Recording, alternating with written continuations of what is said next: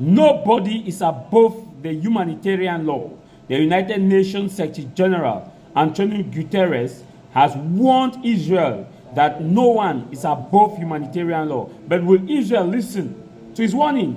And he lamented about the indiscriminate killing of civilians and the continuous bombardment of Gaza by Israel military. As we speak, rockets are still pouring into Gaza, and Israel is also supplementing that with ground operation as their forces are gradually moving into Gaza. The United Nations Secretary General, I'll play you his video so that you can listen to his press conference, which he granted today. He's not happy about the situation, and he has called for respect of humanitarian law, and that Israel must respect in humanitarian law.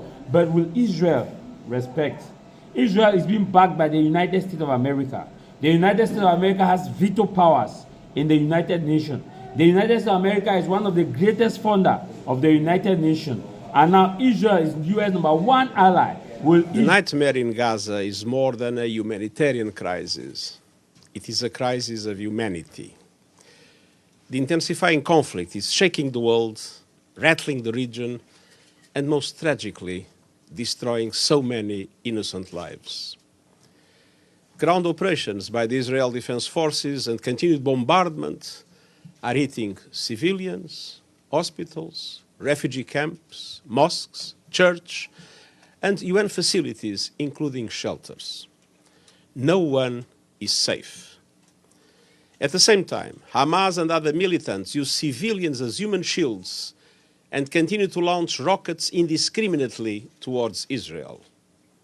I reiterate my utter condemnation of the abhorrent acts of terror perpetrated by Hamas on 7 October and repeat my call for the immediate, unconditional and safe release of hostages held in Gaza. Nothing can justify the deliberate torture, killing, injuring and kidnapping of civilians. The protection of civilians must be paramount. I'm deeply concerned about clear violations of international humanitarian law that we are witnessing. Let me be clear. No party to an armed conflict is above international humanitarian law. Ladies and gentlemen of the press, Gaza is becoming a graveyard for children. Hundreds of girls and boys are reportedly being killed or injured every day. More journalists have reportedly been killed over a 4-week period than in any conflict in at least 3 decades. More United Nations aid workers have been killed than in any comparable period in the history of our organization. I salute all those who continue their life-saving work despite the overwhelming challenges and risks. And the unfolding catastrophe makes the need for a humanitarian ceasefire more urgent with every passing hour. The parties to the conflict, and indeed the international community, face an immediate and fundamental responsibility to stop the inhuman collective suffering and dramatically expand humanitarian aid to Gaza. Today, the United Nations and our partners are launching a $1.2 billion humanitarian appeal to help 2.7 million people. That's the entire population of the Gaza Strip and 500,000 Palestinians in the West Bank, including East Jerusalem.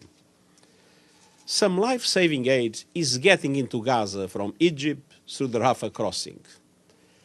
But the trickle of assistance does not meet the ocean of need. And let's be clear, the Rafah crossing alone does not have the capacity to process 8 trucks at the scale required. Just over 400 trucks have crossed into Gaza over the past 2 weeks, compared with 500 a day before the conflict. And crucially, this does not include fuel. Without fuel, newborn babies in incubators and patients on life support will die. Water cannot be pumped or purified. Raw sewage could soon start gushing onto the streets, further spreading disease. Trucks loaded with critical relief will be stranded.